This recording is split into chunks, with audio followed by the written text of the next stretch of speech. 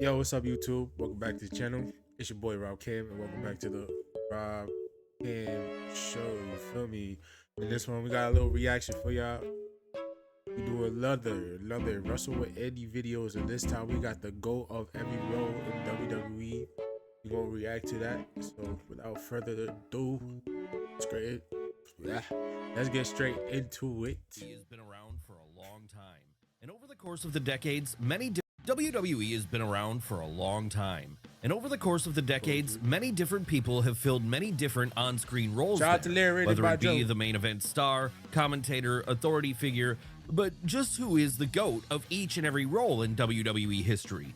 Well, that's exactly what we're going to be looking at right now, starting with the greatest to ever play the role of main event superstar, Stone Cold Steve Austin. Yes, there are a lot of names that could have been placed here, like Hulk. Leave in the comments below who y'all think is the GOAT of the main event. I would have to, well, let's see what he says. Hogan, The Rock, or any one of the countless other great main eventers who have wrestled for the WWE over the years. But in the end, it could only really be one person for the role, and that's the Rattlesnake himself. Why is this?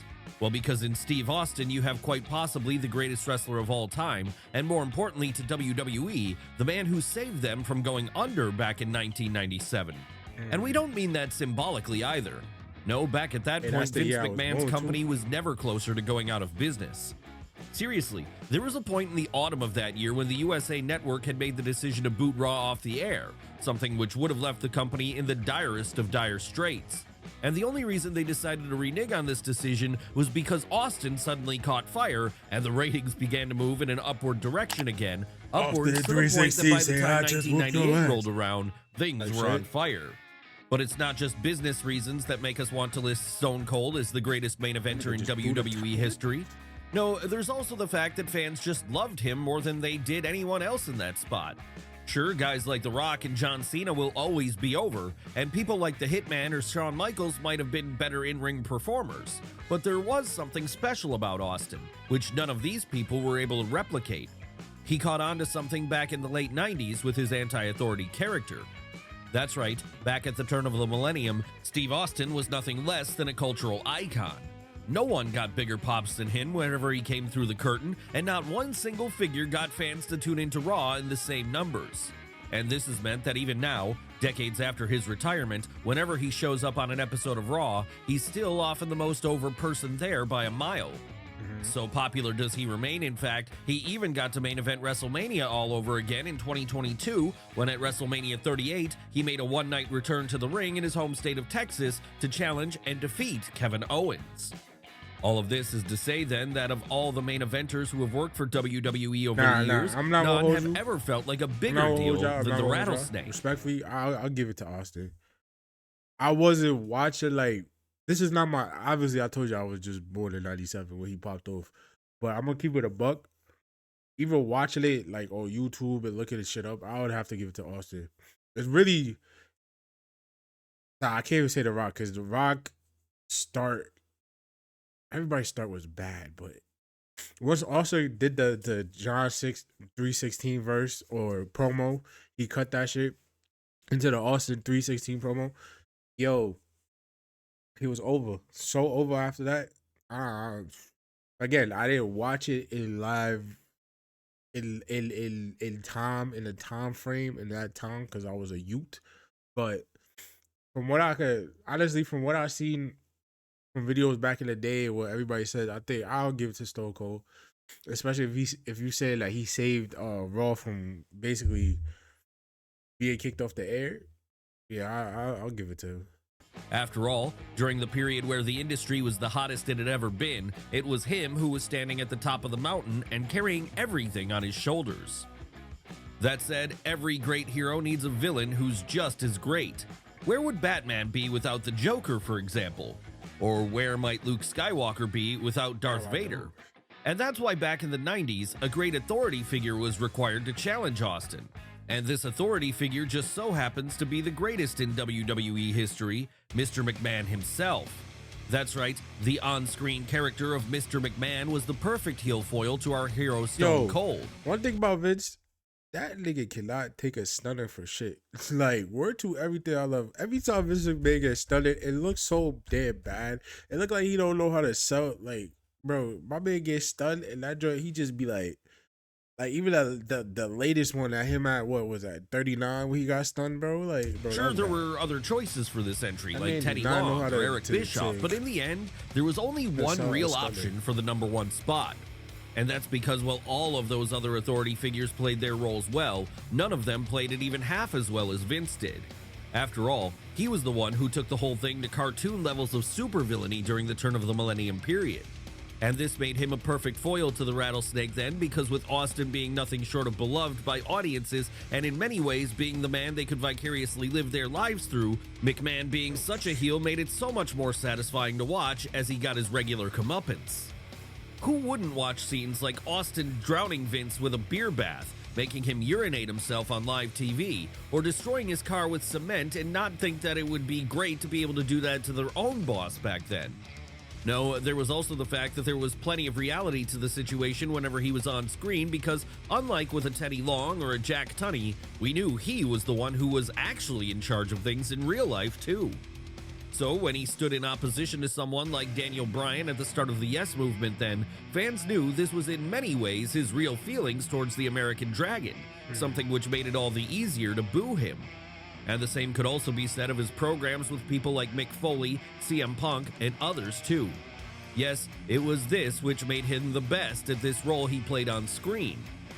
But let's move away from authority figures and back to wrestlers again, as next we want to look at the mid-card and see who is the best to ever fight in the division over the years in WWE. Needless to say then, this is an incredibly hard task, maybe the hardest of them all, but there's only one perfect choice in the end, Mr. Perfect. Yes, there are so many options for this entry, it can be near impossible to narrow it down to one. Come on now, over the years, the WWE mid-card has included people like Bret Hart, Shawn Michaels, Scott Hall, Chris Jericho, and Eddie Guerrero, just to name a few. But while most, if not all of these wrestlers eventually found themselves reaching the main event scene, the same cannot be said of Mr. Perfect. No, throughout his entire run under Vince McMahon's employ, Curt Hennig remained in that mid-card role, and the fact he remained here, constantly propping up the division when he could have very easily rose to the top of the card, makes him perfect at the role. It would be like if Shawn Michaels had spent his entire career deciding not to challenge for the world title, but instead just choosing to raise up the people lower down than him to that next level.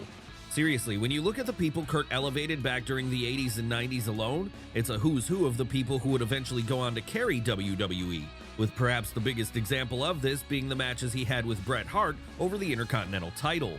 And that title is also an important factor in choosing Mr. Perfect as WWE's greatest mid-carder, because it was at this time it became one of the most prized belts in all of wrestling.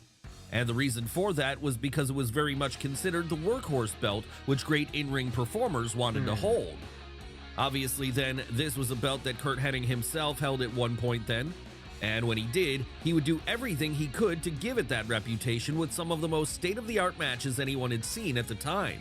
Yes, while the bigger names over in the main event scene might have been more popular, if you wanted to see the best in-ring work back during the Golden Era, then Mr. Perfect was the man. But not every wrestler has to be great in a traditional sense in order to be considered a GOAT of WWE. No, when it comes to our next entry, the Brooklyn Brawler, he earned his spot in this video by becoming the best jobber the promotion ever had. That's right, this is a somewhat more light-hearted entry, as to be the best in this category, you don't have to be a maestro in the ring. Hell, you don't even have to be over in a major way. No, all you have to be is the best of the worst. Of course, that's not to suggest there haven't been a lot of great jobber acts in WWE over the years. The likes of Barry Horowitz, Heath Slater, and Curt Hawkins will attest to this. But none of these people ever had quite the same level of specialness. I know of these people throughout watching like videos, doing my research, my due diligence on the history of WWE. I ain't gonna say wrestling. Let's just say WWE for now. I know who Curt Hennig is, Mr. Perfect. I know who Stone Cold, of course. Who don't fucking know who Stone Cold? Yo, they got this fire. I don't know if y'all ever seen it on y'all Instagram ads. Follow your Instagram ad, the Rob Care Show. I'll put it somewhere. Maybe not. Who knows? God damn it. But it's a hoodie a Stone Cold hoodie, and I still want that joint. I don't know if it's still available, but that joint was fire. Anyway, we off topic, but yeah, the Brooklyn Brawler. I heard of the name. I'm not familiar with him, so let's that continue. Steve Lombardi did. What was this specialness? Well, it was an almost intangible quality which made audiences watch The New Yorker during the late 80s and early 90s, see him always lose in short squash matches, and still fall in love with him regardless. It's a peculiar thing because had most other people been put in this role, they'd be considered a footnote to history. In Lombardi's case, though, he always managed to maintain some sense of relevance, particularly when he was in the guise of his most famous incarnation, the Brooklyn Brawler. So because of this then, while other jobbers would come and go with the company, the Brawler remained a constant presence throughout the dying days of the Golden Era and the entirety of the New Generation era. Hell, he'd even be there when the Attitude Era was starting to kick into full gear in 1998. And it was just prior to this, in 1997, that, as a reward for all his years of looking up at the lights for bigger, more focused upon stars, he'd finally be given his moment in the sun when at a house show in Madison Square Garden that November, he'd get to challenge then WWF champion Shawn Michaels for the gold. Once that was over, though, it would be back to his normal role of being a jobber extraordinaire, a role the New Yorker remained in right until he left the company the following year. Could he have been more? Maybe yes, but we're glad this was the role Steve had, because had he ever truly risen to the level of mid-carder, he'd likely have gotten lost among a sea of other performers at this level. With him being the perennial jobber, however, he was able to remain king of his own island, even if this meant he'd be a big fish in a small pond in many respects. And if nothing else, that earns him a spot on today's video, as it makes him the GOAT in a very specific category of WWE performer. But what about the GOAT of another category? A category that moves away from the ring and over to the The GOAT of managers is absolutely freaking Paul Heyman. I don't care what nobody says, bro. That man is goated. I will always role. Yo, what? Well, that's our next entry as it Paul happens. Heyman is goated. And when it comes to the best manager in WWE history, that entry is reserved for Paul Heyman.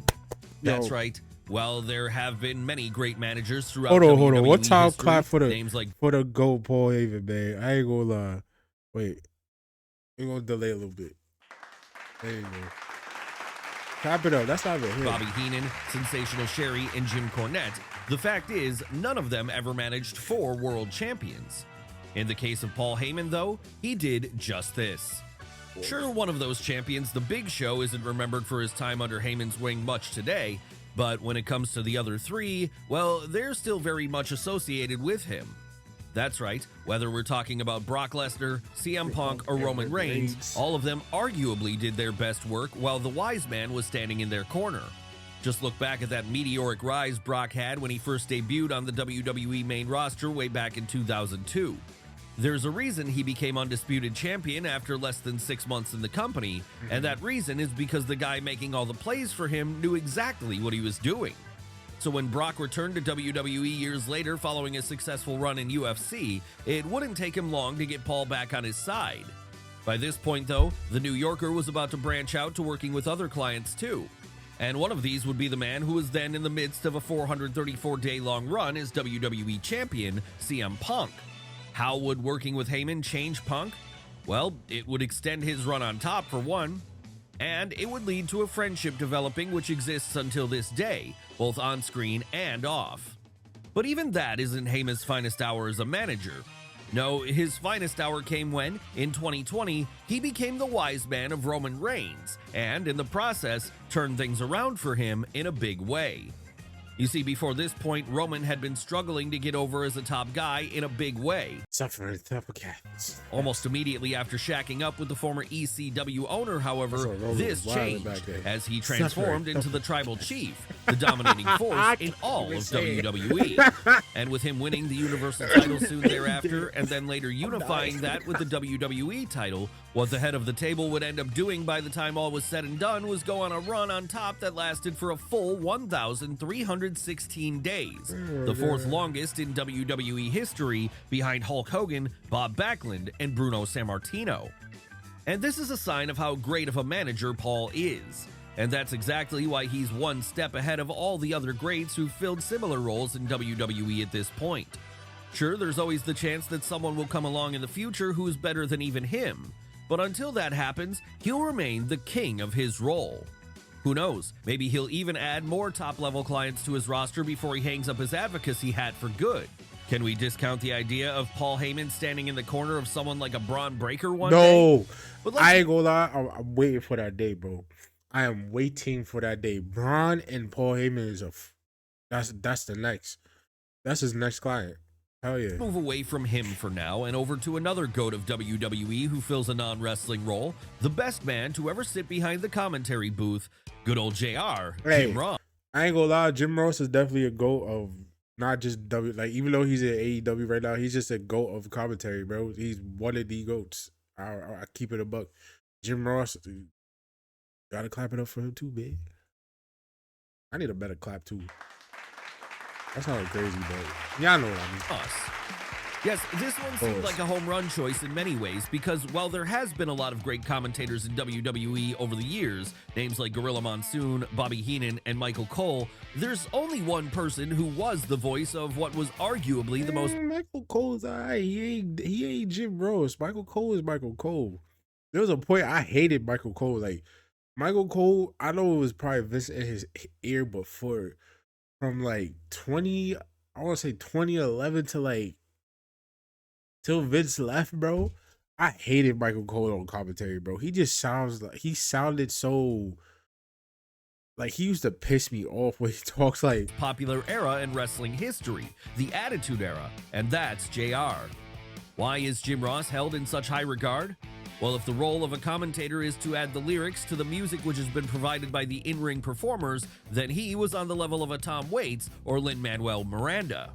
All you have to do is think back to some of those iconic calls he made in the 90s and 2000s, such as God is my witness, he's broken in half when Mick Foley came crack.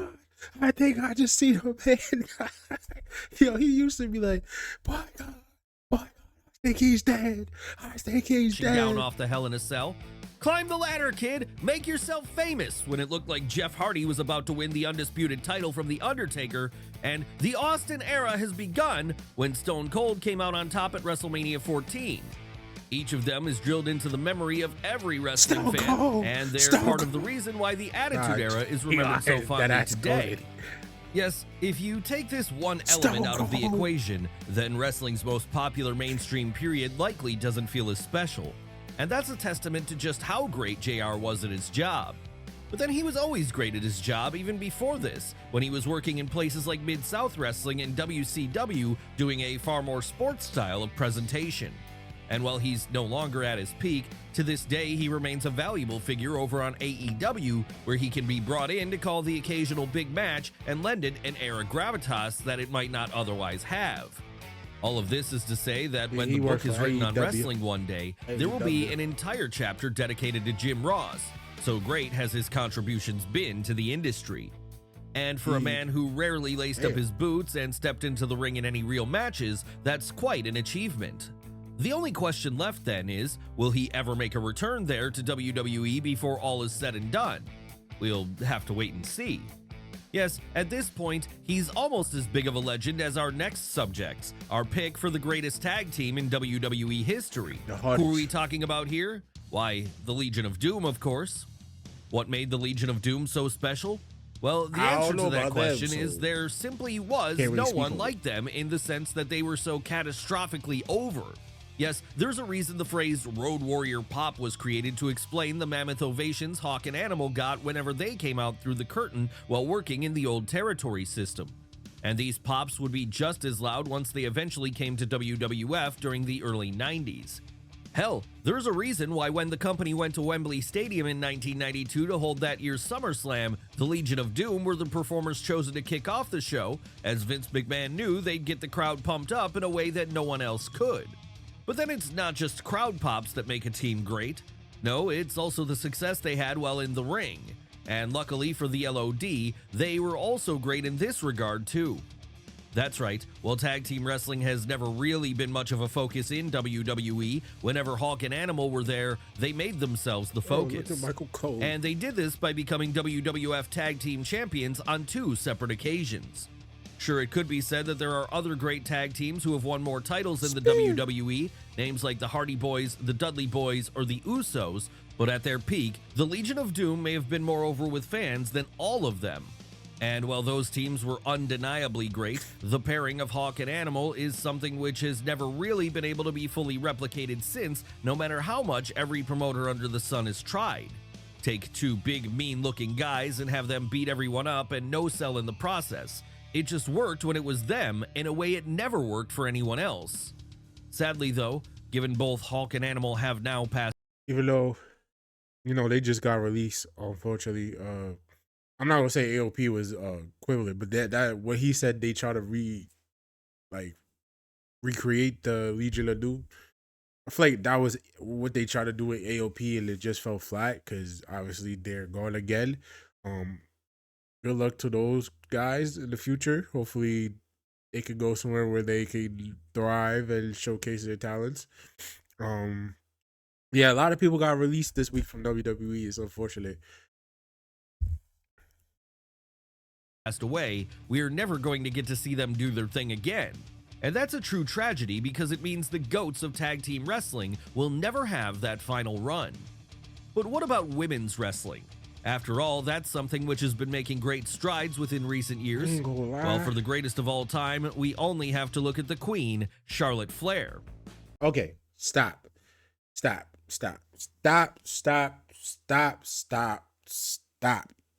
Hell no. Hell fucking no. Charlotte is great. She is not the GOAT. I am telling you, she is not the GOAT. Charlotte Flair is not the GOAT. If anything, I'll push Trish Stratus, Lita, any of those women that came before her as the GOAT. Because if it wasn't for them, there would be no Charlotte Flair. So for you to say that Charlotte Flair is the woman GOAT, I'm sorry. I don't care how many times Vince Dunn gave her a women's championship run. Hell no. That is inaccurate as hell. Yes, while others such as Becky Lynch, Rhea Ripley, or Trish Stratus could have also earned the top spot here, none of those performers have the accomplishments that Charlotte has. Because if you were to make a list of the top 10 women's matches in history, at least half of them would be bouts involving her. We're talking about her WrestleMania 39 match against that shit Rhea was a Ripley, banger. her Evolution match against Becky Lynch, and her Raw Falls Count Anywhere match against Sasha Banks. And that's not the end of the list of opponents the Queen has brought the best out of over the years. No, she's also delivered against the likes of Io Sky, Ronda Rousey, Bayley, and Bianca Belair too. And that's why, as it stands... And again, I'm not saying Charlotte is not one of the greatest women wrestlers to ever step foot in the square ring. But I am not calling her the GOAT. There's a reason why there is a Charlotte Flair. There's a reason why there was a women's revolution. Yeah, if you ask her who the GOAT is, you gotta start where this all came from. And it's either, you can literally say two people. It's either Lita or Trish Stratus. I'm so sorry. They are the two pioneers of this shit. She holds the record for the most inspired many of little women, little girls and stuff like that, and little girls and women to become wrestlers. So no, stop. Title reigns of any woman on the roster, with her current total standing at 14, 16 if we count her two NXT women's title runs. Obviously then, this puts her in rarefied air, the kind which can only really be shared by the likes of John Cena and her father Ric Flair. Unlike them though, Charlotte still has plenty of years left on the clock. And this means we're likely to see her add more reigns to her list before all is said and done. Why does Charlotte look different every time Seriously, she comes back? By the time she retires, we could be talking about the Queen as someone who's had 20 plus runs on top. And if that happens, there'll simply be no denying anymore that she truly is the best woman to ever step foot inside a WWE ring. Even if that doesn't happen though, she's still going to be great because her resume already speaks volumes about where she's at and who she is. And who she is a once-in-a-generation level talent, someone who's so great, even at a time when women's wrestling has never been stronger, she still stands out above the rest of the pack. But then we guess the same could be said about all the people we've looked at today, because they all stand at the top of their respective roles in WWE. And that's exactly what makes them the best at what... I ain't gonna lie to you, Pa. That last one threw me off. The others, I don't know nothing to say. I can't say nothing because most of those people I didn't watch. I will agree with Stone Cold because I know about Stone Cold. I seen Stone Cold. I done watch old video of Stone Cold versus The Rock. I know who certain people are, but I can't really say that last one. Hell no. I'm sorry. No. But like that. No. No. But anyway, guys, thank you so much for watching. Be sure to leave a like, comment, and of course subscribe to the channel. You feel me?